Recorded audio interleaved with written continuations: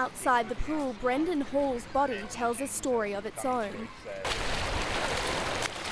In the water, he's a 3-time world champion and Paralympic title holder. Lap by lap, he's chasing perfection. At just 23, he finds it surreal to be considered a veteran of Australia's swim team.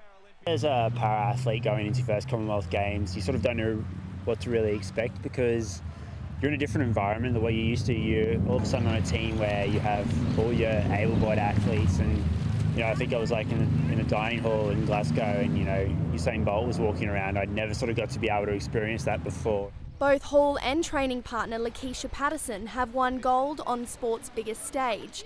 Next year, they'll have the chance to perform in front of a home crowd.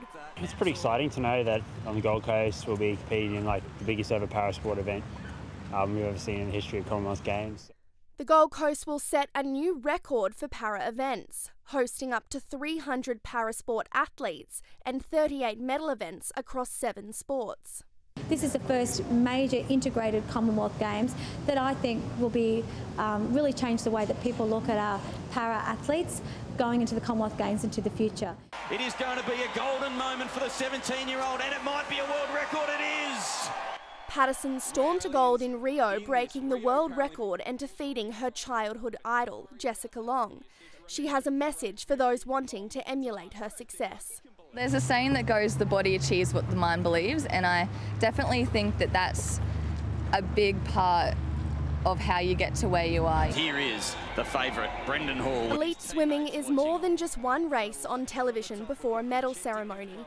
Training is gruelling and days are long, but for Hall and Patterson, it's all worth it to perform on home soil.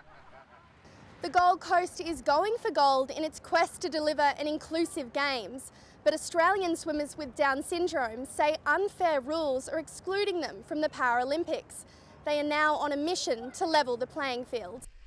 Down syndrome superfish Jack Dixon has 2 world championships under his belt, but what he really wants is a chance to swim on the big stage. It's disappointing because he trains as hard as all those athletes that make the para swimming team and trains alongside some of them, but with his disability there's no way that he would ever be able to make a Paralympics team.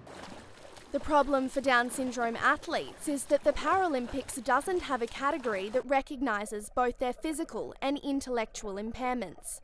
Swimmers can try to qualify in the intellectual impairment category alone, but Jack's mum Helen says it's a long shot. We think that really there should be an extra box. There should be 15 boxes, and that 15th box should be swimmers with Down syndrome. Yet Dixon is still hopeful of competing at a major event one day. One day, yeah, I will.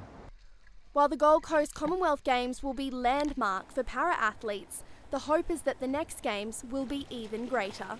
Annie Pullar, QUT News.